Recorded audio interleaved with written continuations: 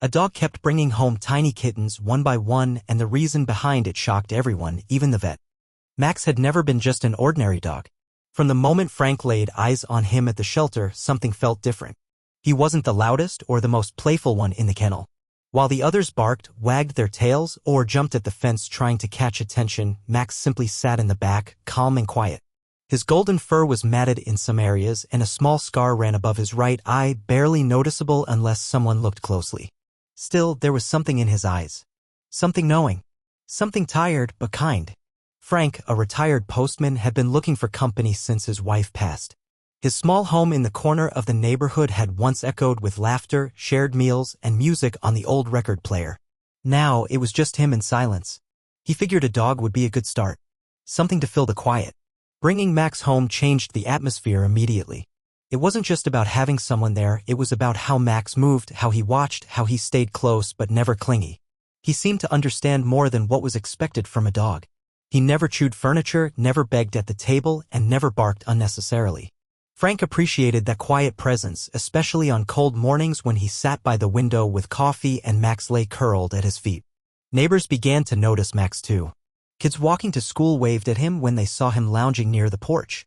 He always wagged his tail politely but didn't chase or jump like other dogs. Elderly folks smiled as they passed by, commenting to Frank that he had found a rare one. Frank would simply nod. He didn't need to say much. Max was, indeed, different. After a few weeks, Frank began noticing little things. At first, it was the way Max would stand by the back gate in the evening, ears perked, tail still. Then he started disappearing late at night. Frank wasn't a light sleeper, but one night, a soft thump at the back door woke him.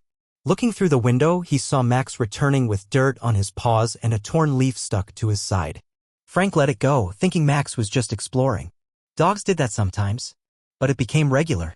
Every night, around the same hour, Max would disappear. Every morning, he would be back in his usual spot, sometimes panting, sometimes carrying a scent of grass and soil. Frank began to wonder where Max was going, but the dog didn't show any signs of distress. He still ate, still played, still greeted Frank every morning with a gentle nuzzle. Out of curiosity, Frank decided to follow him one evening. He sat quietly in the backyard chair, waiting. As dusk settled and the neighborhood lights flickered on one by one, Max began to pace. Then, as if making up his mind, he trotted over to the gate and nudged it. Frank remained still, watching. The dog paused, looked around, then pushed through the small gap and disappeared into the night. Frank waited a while, then got up and wandered to the gate. He peered out but couldn't see anything. Max was gone. The next morning, something was different. Frank, still in his robe, walked into the living room to find Max lying near the old armchair. But he wasn't alone. Tucked against his chest, wrapped in the warmth of his fur, was a small kitten. Its fur was damp, its eyes closed, and it let out a soft mew as Frank approached. Max looked up, eyes calm, almost proud. Frank stood frozen for a moment. He wasn't sure what to think. The kitten was young, too young to be away from its mother. Yet here it was, safe and warm, nestled against a dog. Max didn't move. He kept his head down, resting beside the kitten as if guarding it. Frank fetched an old towel and gently placed it near them. He wasn't used to this. Cats had never been part of his life. Still, there was something about the sight, this quiet dog taking care of something so small, that made him pause and take it seriously. Throughout the day, Max didn't leave the kitten. He licked it gently from time to time, letting it rest. Frank brought a shallow bowl of warm milk, but the kitten was too weak to feed. He called the vet, who told him to try using a small syringe and keep it warm. That night, Frank didn't sleep much. He checked on Max and the kitten every few hours. He found himself worrying about the tiny thing's health, about how Max had found it and why he had brought it home. He also thought about the past few nights. All those times Max had returned home dirty and tired. It wasn't wandering, he realized. It was something else. Something with purpose. Frank didn't know it then, but this was just the beginning. What seemed like a one-time rescue was about to grow into something far bigger than he could have imagined. The morning air carried a quiet stillness, the kind that often settled in Frank's neighborhood before the usual sounds of engines, birds, and distant school bells began. But inside Frank's home, the silence was mixed with soft purring. The kitten, now cleaned and wrapped in an old cloth, lay snug against Max. Frank stood at the kitchen doorway, watching them. Max had not moved from his position since the night before. His large golden body curled protectively around the kitten. Every so often he shifted slightly, nudging it closer or licking its head with surprising gentleness. Frank poured his coffee but left it untouched. His thoughts circled around what he had seen. Max had gone out alone and come back with a kitten, not just dragging it or carrying it roughly, but gently, as if he understood how fragile it was.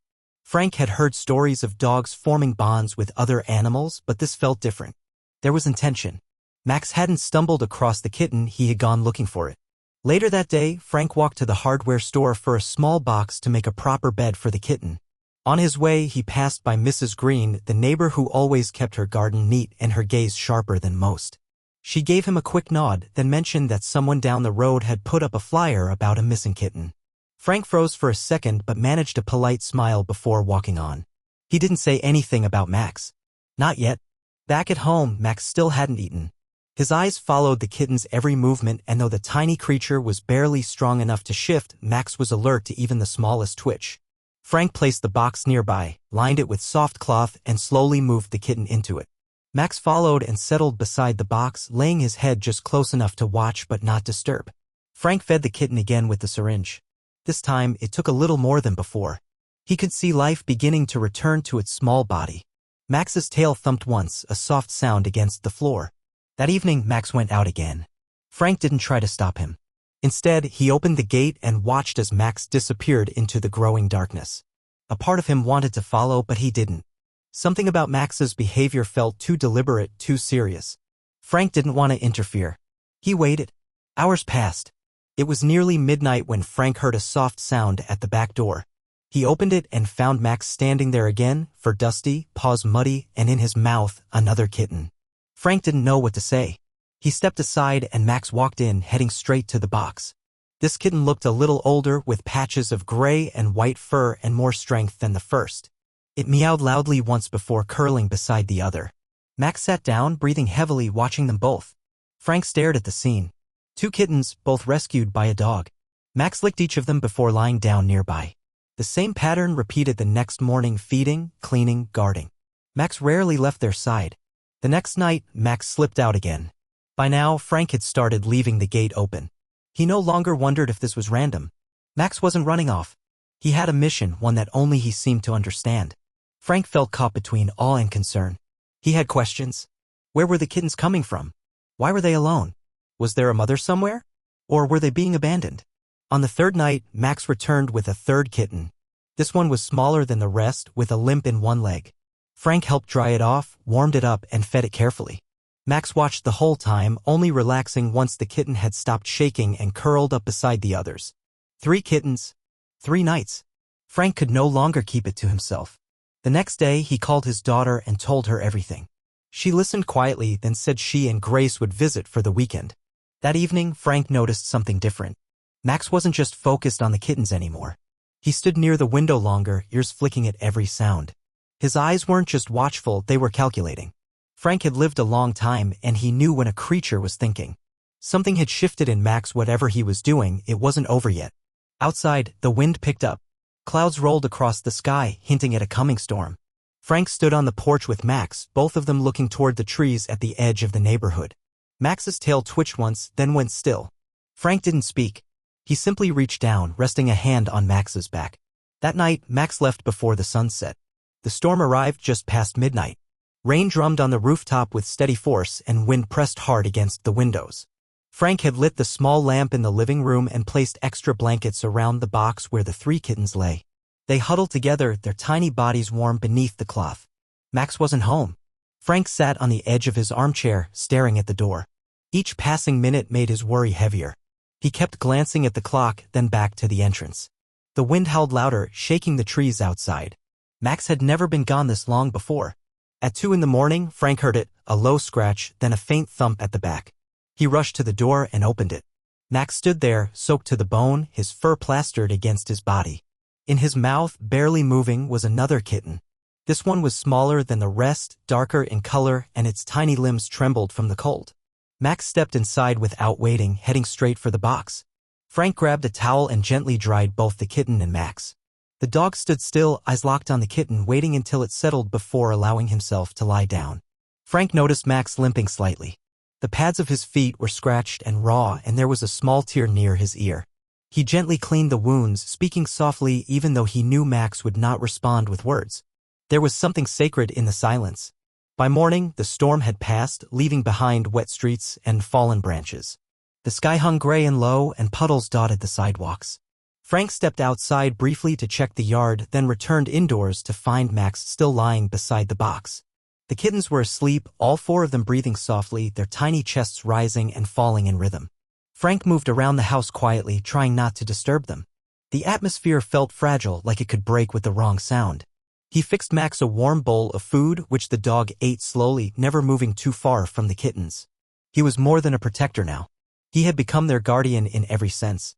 Later that day, Frank received a phone call from his daughter. She and Grace were arriving the next afternoon.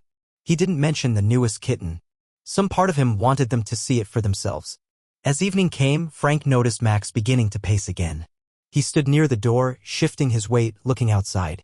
Frank hesitated. He didn't want Max going out again, not in his condition.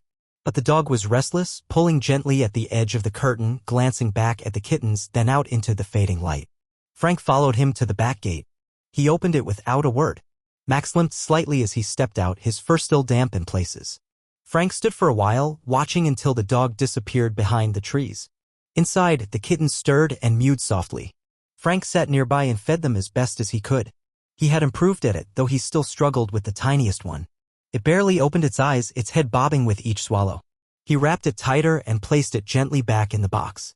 The night dragged on. Hours passed without a sound. Frank checked the yard several times, each time returning with a heavier heart. It was nearly morning when he finally heard Max at the door again. This time he carried 2 kittens. Frank knelt quickly, taking them from Max's mouth one by one. They were small, both soaked and dirty. One meowed faintly, the other didn't make a sound. Max collapsed onto the rug, breathing heavily. His body trembled from exhaustion. Frank worked quickly. He warmed the kittens, dried them, wrapped them, and fed them tiny drops of milk. One of them perked up slightly, the other remained still for a long time. Max watched with tired eyes, every blink slower than the last.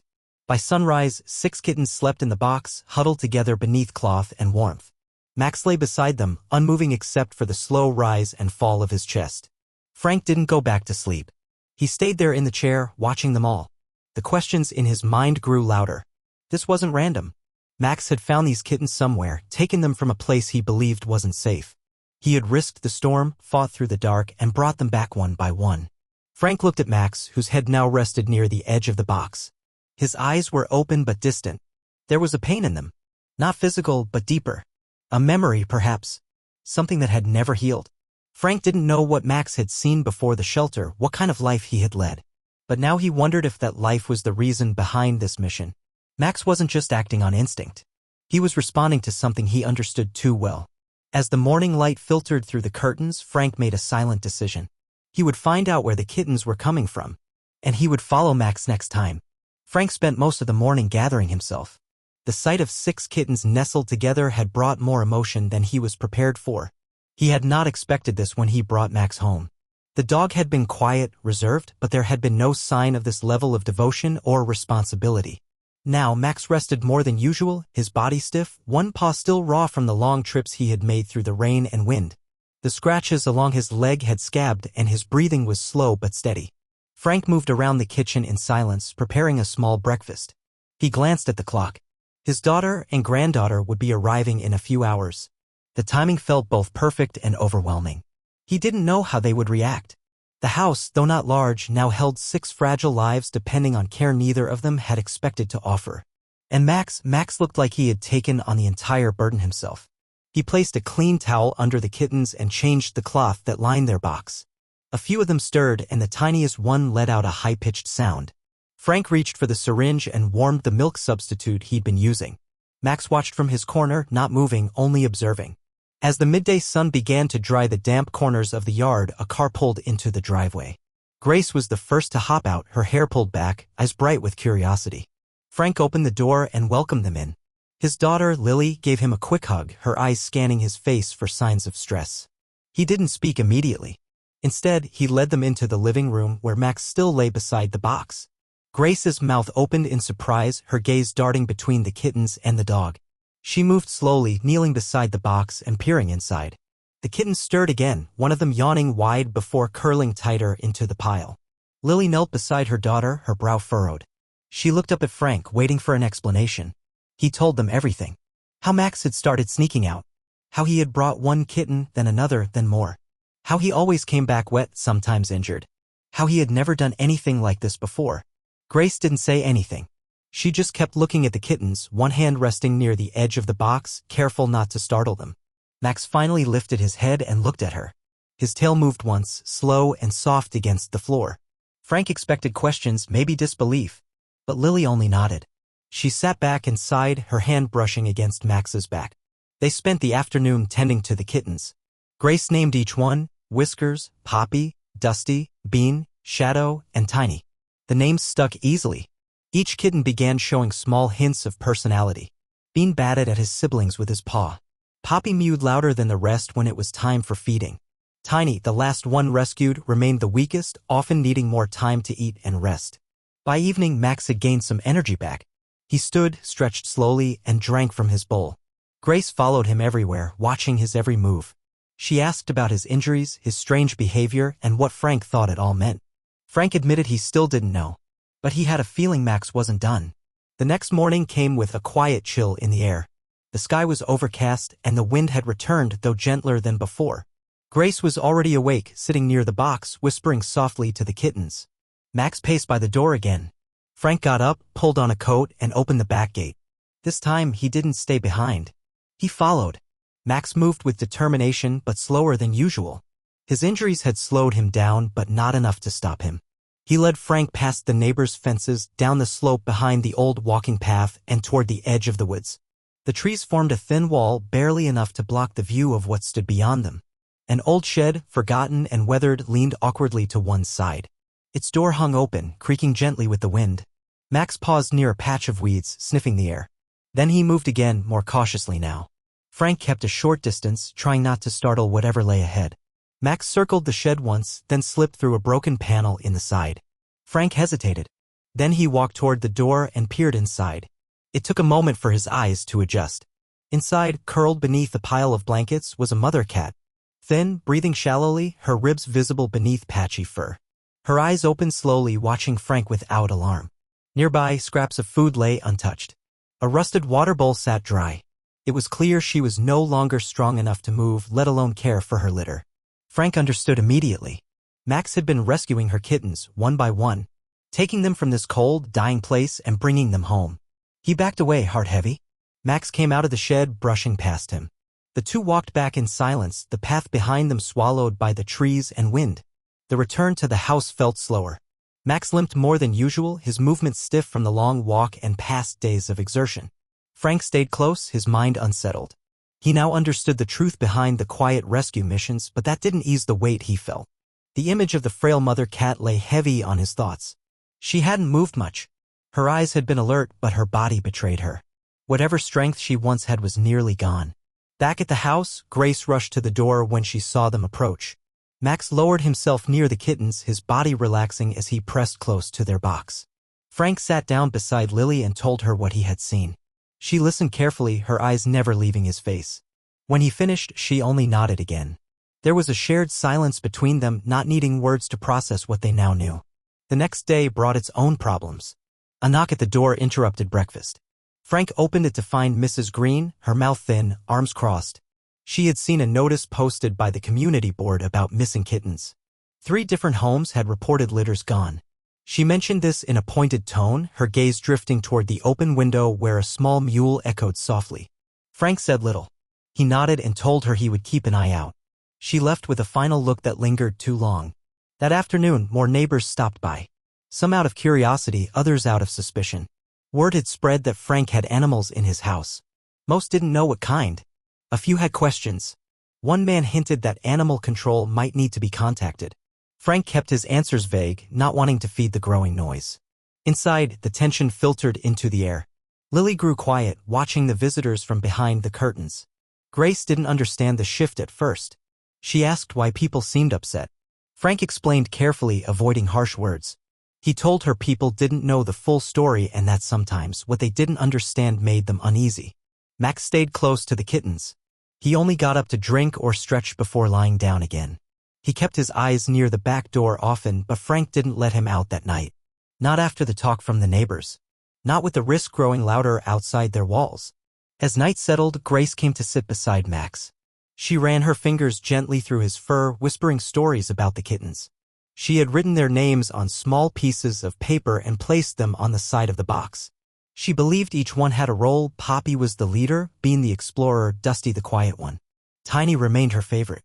He was small and soft, always looking for warmth. Frank sat nearby, watching them. He still didn't know what to do. He had never imagined a situation like this. 6 kittens, 1 dog, and a neighborhood on edge. The weight of it pressed heavier with each passing day. By the next morning, flyers had been posted across the block. Photos of kittens with dates and questions. A few people stopped Frank on his walk, asking if he had seen anything. He kept his answers short, trying to avoid lies but not giving away Max's story. He didn't trust that anyone would understand. Grace asked if they were going to lose the kittens. Frank told her the truth, that he didn't know. Later that evening, as dusk fell and the sky dimmed, Max began to pace again. He stood near the back door, waiting. Frank hesitated. He looked out into the yard, then down at Max. The dog didn't make a sound. He just stood there, tail still, ears up, eyes fixed on the fence. Frank opened the door. Max walked out slowly, his steps measured. Frank stayed at the doorway, unsure whether to follow. After a few seconds, he stepped into the yard and watched as Max disappeared into the trees again. The wait was longer this time. Darkness had fully settled when Frank heard movement at the back. He opened the door just in time to see Max returning, but he wasn't alone. A figure followed behind him. Small, quiet, with fur too matted to shine. It was the mother cat. Frank stepped forward, unsure of what he was seeing. Max led her slowly, guiding her steps. She moved with effort, each paw hesitant. Max paused every few steps to let her catch up. When they reached the porch, she stopped and looked up at Frank. Her eyes were tired, but they held something calm. Trust. Frank didn't move. He left the door open and stepped aside. The cat walked inside on her own. Grace was in the living room, reading near the kittens. When she saw the mother cat approach, she gasped softly and looked up at Frank. He gave her a small nod. The mother cat stepped to the box. She sniffed each kitten, pausing at everyone. Her body relaxed, shoulders lowering, tail curling slightly. She lay down beside them, curling her body around the pile. Max stood nearby, watching her settle. Then he turned away and lay down beside the wall, his eyes closing slowly. The house was quiet. Outside, the neighborhood remained restless. But inside, for the moment, peace had returned. The morning came with a brightness that felt different. The air was crisp and light poured through the windows in long golden beams. Inside the house, the mood had shifted. The kittens, now gathered beside their mother, slept more soundly. Her presence had brought something Max could not offer, despite all his effort. She groomed them with weak but steady strokes, her frail body curled protectively around them. Max lay on the opposite side of the room, his eyes occasionally drifting toward the little family he had built piece by piece. He no longer hovered or paced. Instead, he watched from a quiet distance, as though his part was nearly complete. Frank stepped carefully through the room, careful not to disturb anyone. He placed a fresh bowl of water near the mother cat, along with a small plate of soft food. She looked at him briefly before returning her focus to the kittens. There was no fear in her eyes. Only exhaustion. Grace woke later than usual. She stretched, then tiptoed to the living room, whispering as she entered. She froze when she saw the mother cat lying with her kittens. Her eyes widened, then slowly filled with awe. She knelt down, sitting cross-legged, watching in silence. Max lifted his head and gave a slow thump of his tail. Lily came in next, rubbing her eyes. She looked at the scene before her and let out a breath she'd been holding. No words were needed. The room held a kind of stillness that made speech feel intrusive. Later that day, Frank decided to take Max to the vet. The wounds on his leg were healing poorly and the limp had not gone away. Max didn't resist. He climbed into the car without fuss, lying down on the back seat quietly. The vet examined him with careful hands, noting the strain in his joints and the healing scrapes across his legs. She asked questions Frank tried his best to answer. When she heard the full story, how Max had brought 6 kittens home over the course of a week, how he had led their weak mother back from an abandoned shed, she paused and shook her head slowly. She explained that sometimes animals develop attachments when they lose something of their own. Max, she guessed, had likely experienced loss before Frank adopted him. Perhaps he had once fathered pups. Perhaps he had once failed to protect something small and helpless. Whatever the case, she believed his actions were not just instinctual but emotional. A form of healing, perhaps? She prescribed medication for the limp and gave instructions on how to treat the cuts. As Frank left the clinic, she handed him a small packet of vitamins and said gently that Max was one of the rare ones. Back home, the atmosphere remained calm. Grace had spent the afternoon drawing the kittens, using colored pencils to give each one a small portrait. She taped them to the wall beside the box. Each kitten had a name and a tiny story written beneath it. Lily helped prepare a new bed for the mother cat, something softer and more open so she didn't have to curl up so tightly. That evening, Frank sat with a notebook. He began writing things down: dates, events, behaviors. He wasn't sure why. Maybe it was to make sense of it all. Maybe it was so he wouldn't forget. He noted the order the kittens arrived, the state they were in, the weather each night. He wrote about the moment Max stood at the gate. The way he led them, the way he waited each time before bringing another. Each entry felt important even if no one else ever read them. Outside, the neighborhood had not forgotten either. Mrs. Green had made another comment earlier that day. She said people were talking about strange behavior coming from Frank's yard. That maybe someone should investigate. Frank remained polite, never offering more than a vague answer. But he could feel the pressure building. Eyes watching. Whispers growing. That night, Max stayed near the door, not in anticipation but as if standing guard. The mother cat remained in the center of the room with her kittens. Grace had fallen asleep near them, her head resting on a folded blanket. Lily moved quietly around them, careful not to wake her daughter. Frank sat in the armchair, watching the quiet unfold. He thought about how easily things could unravel. How quickly kindness could be mistaken for something else. He feared what might happen if the wrong person knocked on the door. But he also knew there was no going back. The choice had already been made. Max had started something that none of them could undo. He leaned back, his eyes on the dog who had changed everything. The house remained still, the only sound a soft rustling as the mother cat shifted to pull her kittens closer. Outside, the wind picked up again. Frank woke to the sound of distant voices. They were muffled, coming from beyond the closed windows, but still close enough to be unsettling. He sat up slowly, his back stiff from sleeping in the armchair again. Morning light had only begun to stretch across the room, casting long, soft shadows over the sleeping figures around him. Grace was curled beneath a blanket near the kittens, and Lily slept on the couch with her arms crossed, head tilted against a cushion. Max lay at the front door, completely still except for the slight twitch of his ear every few seconds. He had not slept deeply for days now. Even with the kittens safe and the mother cat in the house, his watchfulness hadn't eased. Frank moved quietly to the window and peeked through the curtain. Two neighbors stood near the edge of his lawn, speaking in low tones. One of them, a man he didn't recognize well, pointed toward the house. The other nodded and gestured toward the side yard. They didn't knock, but their presence sent a wave of tension through Frank's chest. He stepped away from the window, trying not to let the worry show. He didn't want to wake anyone just yet. But the thoughts ran fast. How long before someone called animal control? How long before someone came asking questions not out of curiosity, but authority? He moved through the kitchen in silence and began making coffee. The smell filled the house, slow and grounding. Eventually, Lily stirred and stretched, followed by Grace, who rubbed her eyes and looked toward the kittens first thing. All six were still asleep, pressed close to their mother, whose breathing remained steady but slow. Frank told them about the men outside. Lily didn't say much, but her jaw tightened. Grace asked if they were in trouble. Frank said not yet. Later that morning, Grace came up with a plan. She wanted to know where the kittens had really come from, not just the shed, but the beginning. She asked if she could follow Max to see what he saw. Frank hesitated. The area behind the shed wasn't safe for a child, and he didn't know what else might be back there. But Grace was persistent. She promised to stay far enough back and not interfere. By early afternoon, Max began pacing again. He stood at the door longer than usual, nose raised, body still. Frank watched him, then looked at Grace. He finally agreed, but only if he came with her. Lily wanted to come too. So the three of them followed. Max didn't move quickly. His steps were slower than before, but he remained sure of the path. He passed through the same fence gap, across the field, and into the thin woods. The trees whispered above them, leaves rustling in the soft breeze. Grace walked silently, eyes fixed on Max. She didn't ask questions. She only watched. They reached the old shed again, and Max stopped near the broken wall. He sniffed once, then turned and walked around the back, disappearing into a thicket Frank hadn't noticed before. Carefully, they followed, moving through low branches and dried leaves. There, behind a rotting log and under a piece of fallen sheet metal, was another small space. Frank bent down and lifted the metal slowly. Inside, they found it. A small bundle of cloth, a flattened box, and a faint smell of food long gone stale. Scattered fur told them animals had rested here recently. In one corner, a trail of paw prints led away into the brush. Grace knelt beside it, her face still. Frank realized Max hadn't only been taking kittens from a single place. This had been one of several. He didn't know how many there were. He didn't know how far Max had traveled before choosing the abandoned shed. But it became clear that Max had searched carefully.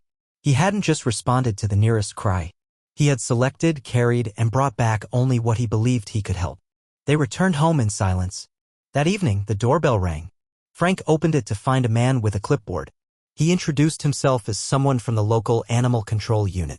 He said they had received multiple calls about possible animal hoarding. Frank invited him in calmly. He didn't want to hide anything. The man stepped into the house, eye scanning every surface. He paused when he saw the box of kittens and the mother cat lying quietly among them. Max stood nearby, tail still, ears forward but relaxed. The officer asked questions. Where the kittens came from, why they were here, what the plan was for their care. Frank told the truth. He explained everything. Not with exaggeration or defense, but just as it happened. How Max had brought the kittens one by one. How they had been abandoned. How he had led the dying mother to safety. How Grace had followed Max and discovered more hiding spots, now empty, suggesting a long pattern of quiet rescues. The man didn't interrupt. When Frank finished, he stood silent for a while, eyes on Max. Then he said he would need to file a report but saw no signs of harm or danger. He gave a list of recommendations for temporary animal housing and mentioned a few local foster networks that might help with adoption. Before leaving, he said softly that he had never heard a story like that. After he left, Frank sat back down, Max resting his head beside him. Nothing had changed officially, but something had shifted. The story had now entered a different space, no longer just between neighbors or whispers outside the fence. Now it had begun to spread. The following days passed more quietly than expected. The visit from the officer had left a lingering unease, but he had not returned nor had any official letters arrived. Frank kept his routine steady, trying not to let the tension affect the animals. Max seemed more at ease now that the mother cat remained with her kittens, though he continued to keep watch, especially when people passed near the fence. Grace spent more time indoors, drawing pictures of the kittens and scribbling little notes beside them. She wrote about how Max had saved them, each with a slightly different version of the story, all told from a child's perspective. Her favorite page was the one with Max and the mother cat both curled around the kittens in a soft circle. She titled it The Ones Who Stayed. Lily had taken over most of the phone calls. She reached out to shelters, rescue groups, and community pages. At first, the responses were slow. People were skeptical. But once she began sharing parts of the story, just enough to explain that a dog had rescued a litter of abandoned kittens, more people started to listen. One day, a woman from a nearby town reached out. She ran a small animal rescue and asked if she could visit. She didn't promise anything, only that she wanted to see for herself. Frank agreed, but he remained guarded. Not everyone who showed interest had good intentions. The woman arrived with a camera and a clipboard, but her tone was gentle. She sat on the floor with Grace, watching the kittens stretch and play in their soft bed. She didn't ask for dramatic details. Instead, she listened. She asked about their personalities, their feeding habits, and what Max had done. When Max came to sit beside her, she scratched behind his ears and smiled quietly. Before leaving, she said she would share the story with her team. She thought they might be able to find homes for some of the kittens when the time came. Frank thanked her and walked her to the gate. That night, the phone rang again. This time it was a local news reporter. They had heard the story through a neighborhood post and wanted to write about Max and the kittens. Frank wasn't sure. He didn't like the idea of more eyes, more opinions. But Lily encouraged him. She said the more people knew, the better the chances of finding the right help. So they agreed to one article. The reporter came the next day. She sat on the couch with a notebook while Max rested on the floor beside her. Grace brought over her drawings and explained who each kitten was. The reporter smiled and took a photo of the wall where the drawings were taped up. She wrote her story quietly and left without asking for anything more. 2 days later, the article appeared online. It was a short piece, simple and without embellishment. It described Max's actions, the kittens, the mother cat, and the quiet house where it had all taken place. There were no exaggerations. Just a story about a dog who had carried kittens home during a storm. The response was immediate. People began to write letters. Some sent small packages, blankets, kitten food, bottles. A group of students from a nearby school drew pictures of Max and the kittens and mailed them in a bundle tied with twine. A local vet offered to check on the mother cat and provide medication if needed. Another woman called, offering to sponsor food for a month. The tone of the neighborhood changed too. Mrs. Green no longer watched from her window.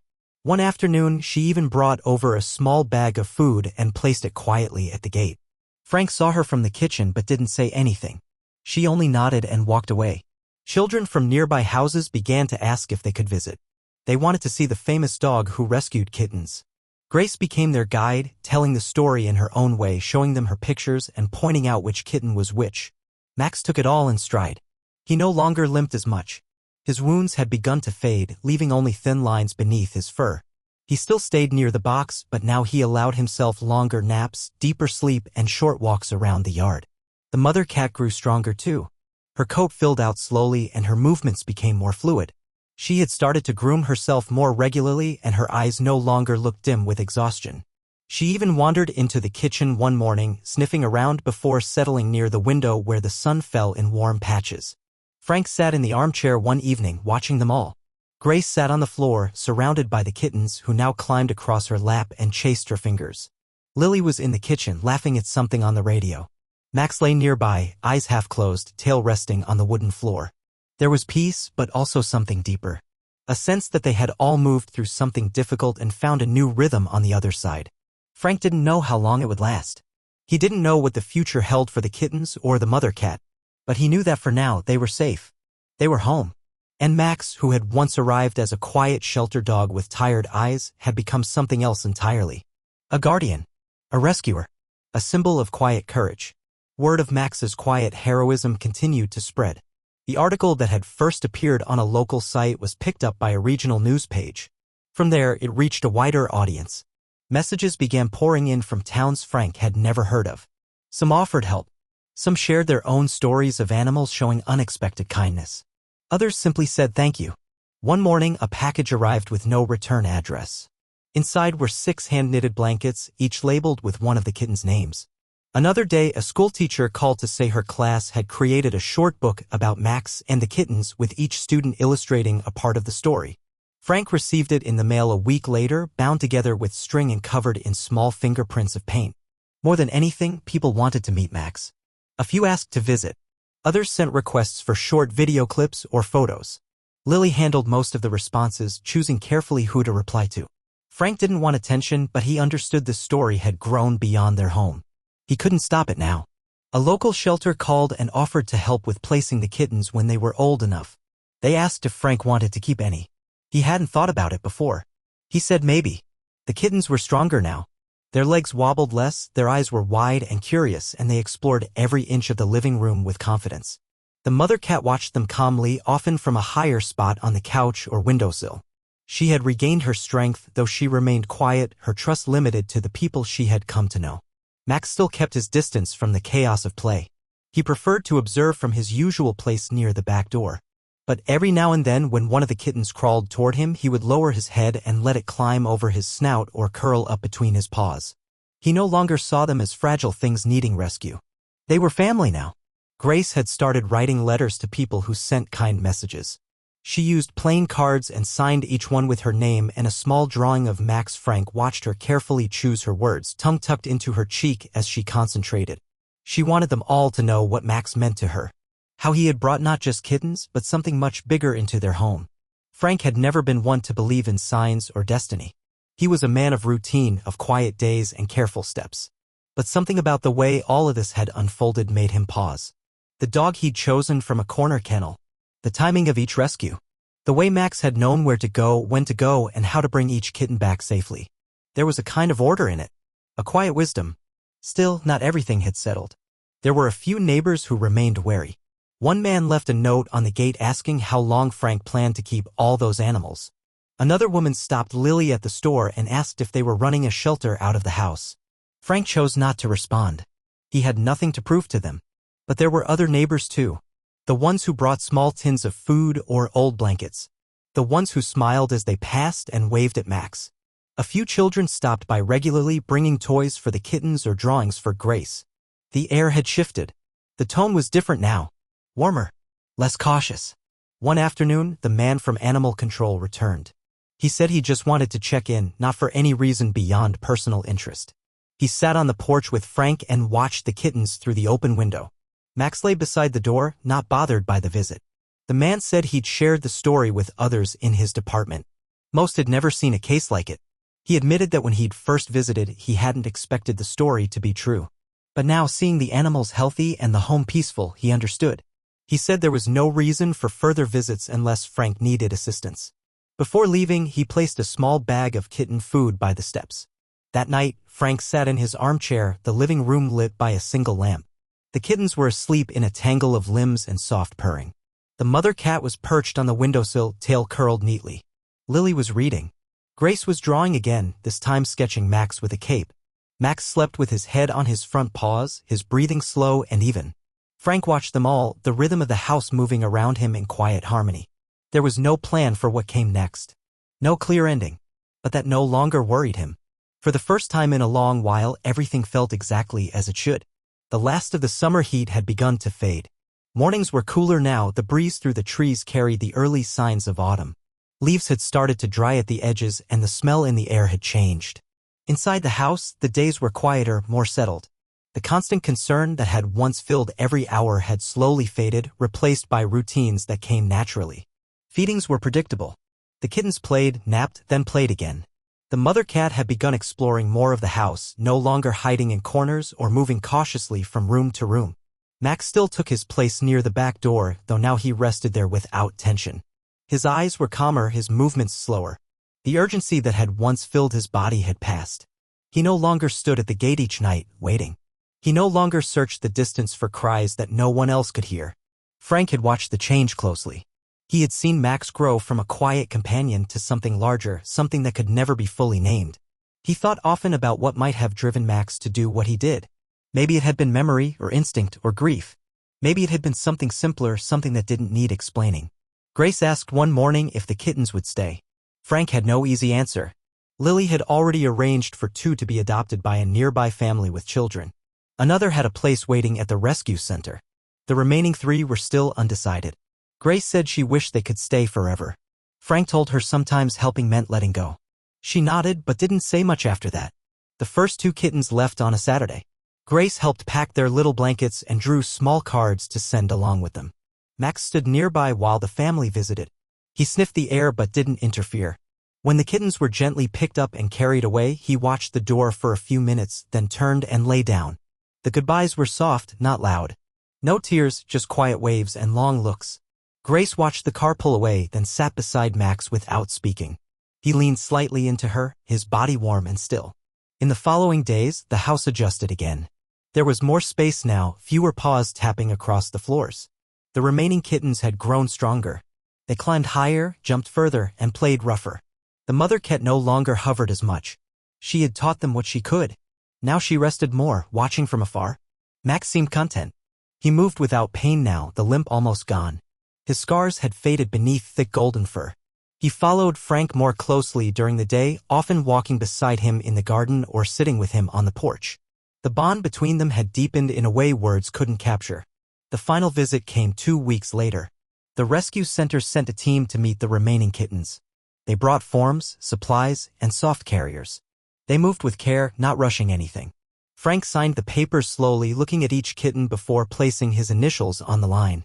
Grace sat on the floor with the kittens one last time. She whispered to them as they curled in her lap, running her fingers gently over their heads.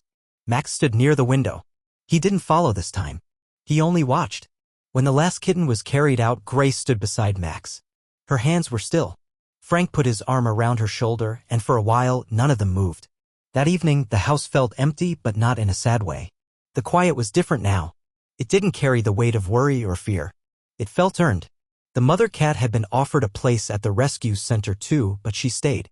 She had chosen the windowsill as her favorite spot, where she could watch the world while remaining close to the warmth inside. Frank placed her bed there, along with a small blanket Max had once carried from the corner of the living room. She accepted it without fuss, curling into the fabric and blinking slowly as the sun dipped behind the trees. Max, as always, stayed near the back door. Frank sat on the porch with a warm cup in his hand. The air was cooler now. The light faded faster each evening. But something in the house had changed permanently. It was no longer just his home. It had become a place where something remarkable had happened. A quiet miracle that no one had planned. He looked down at Max, who rested with his head on his paws, eyes half closed. There were no medals, no parades, just a dog who had carried 6 kittens to safety and returned for their mother when no one else could. Frank didn't need more than that. He reached down and let his hand rest gently on Max's back. And together, as the light faded completely, they stayed in place. Quiet. Still. At peace.